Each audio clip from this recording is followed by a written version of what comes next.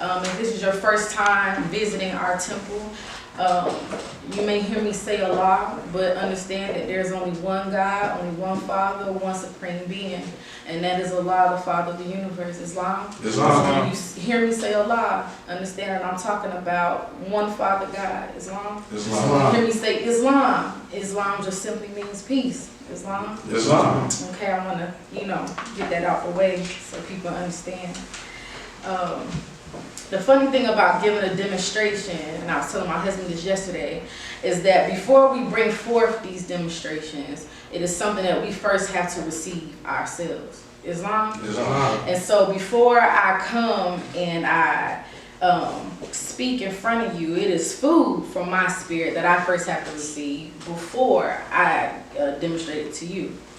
I'm going to be coming from chapter 18. It's on page 28 of your Moorish Holy Quran, that is entitled The Resurrection of Jesus.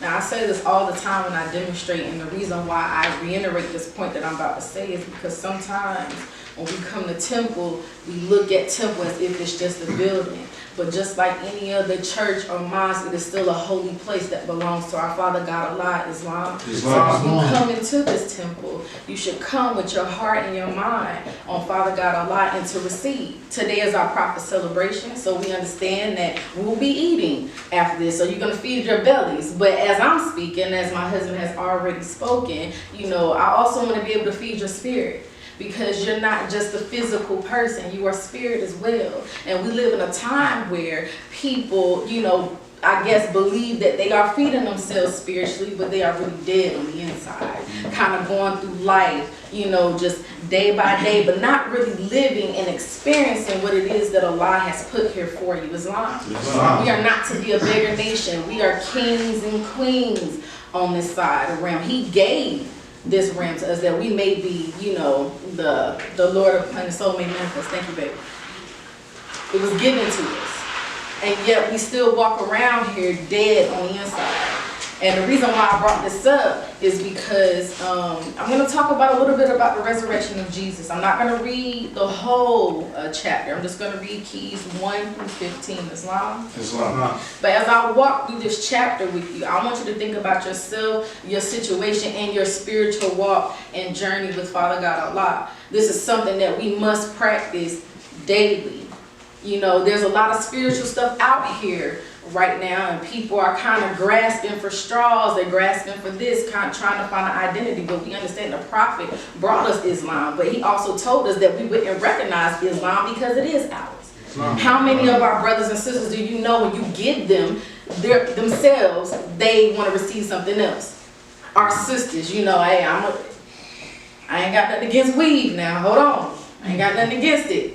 But we got all this hair on our head and we'll still weave it up. Islam?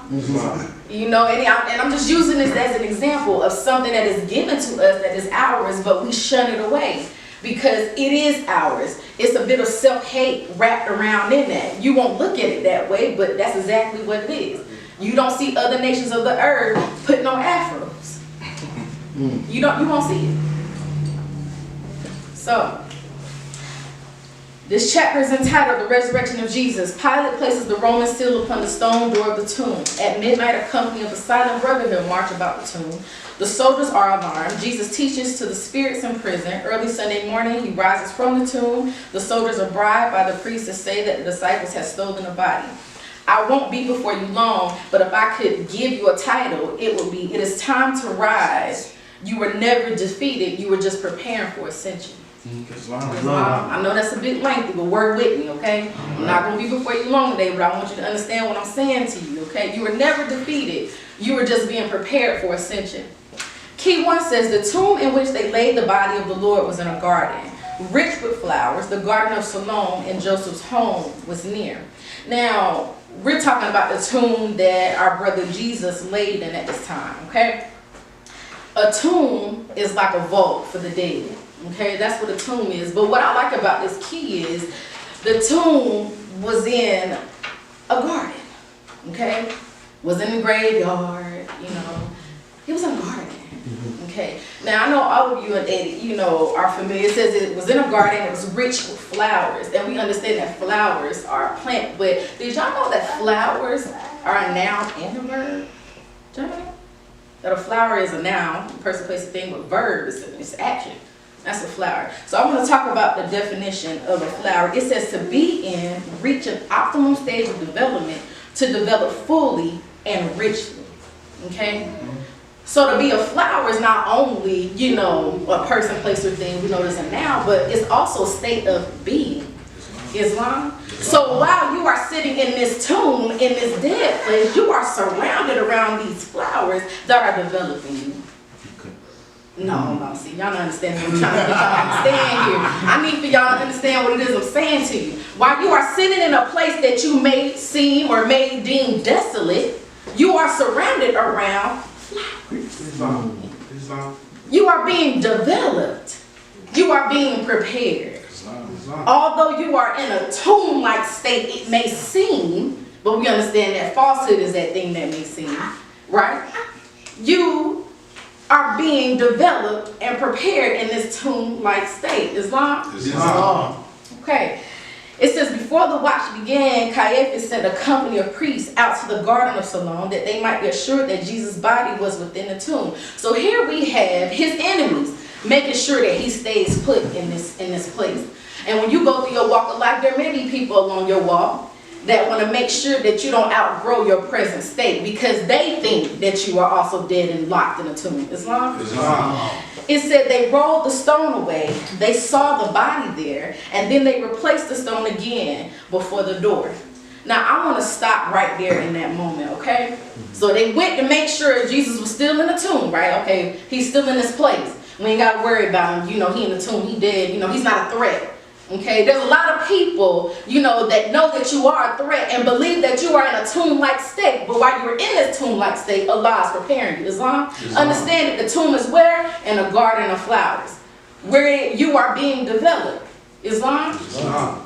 Now I want to stop right there. This is, not to mix the teachings or anything, but we're going to flip some things around real quick. Okay? So, in one sense, I'm talking about people that may try to view you or keep you in a place. But let's talk about your lower self and some things that you may wrestle with within yourself that want to keep you in a tomb-like state. Islam? In Luke chapter 11, 24 through 26, it says that when the spirit leaves the vessel, it goes and roams. And then when it becomes tired, it comes back, like they went back to that tomb, to see if the house has been swept. But then what does it do? It goes and gets 7 more spirits more wicked than it itself to dwell in this place, leaving the person a lot worse off in the state that they were previously in.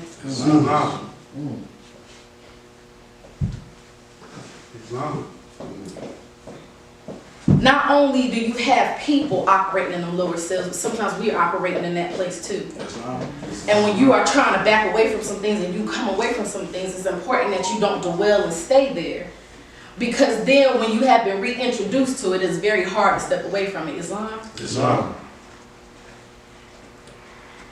It says, and Pilate sent his scribe who placed upon the stone seal of Rome in such a way that he who moved it would break the seal. It said to break this Roman seal meant death to him who broke the seal. Key 6 says the Jewish soldiers all were sworn to faithfulness, and then the watch began. The watch began now. You in this tomb, and to you it seems like a desolate place. You believe that you are dead on the inside. You don't have nothing going, just kind of going from day to day, just coming and going. Okay? But like I want to keep reiterating, you are in a place surrounded by flowers. And these flowers could be anything to you. For myself, my flower is my husband. The love he gives me each and every day, that's nourishing to my spirit. Islam? My children who love and kiss on me. These lessons that were brought to us through our holy prophet. These are your flowers. You're not in a desolate or tomb-like place. You have flowers surrounded around you, but sometimes because of the vault that you are in, it is hard to see it. But I'm here to let you know and encourage you that to be mindful of your flowers. You hear a person say, give me my flowers while I'm alive.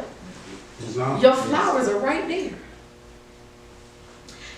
Key 7 says, at midnight all was well, but then suddenly the tomb became a blaze of light.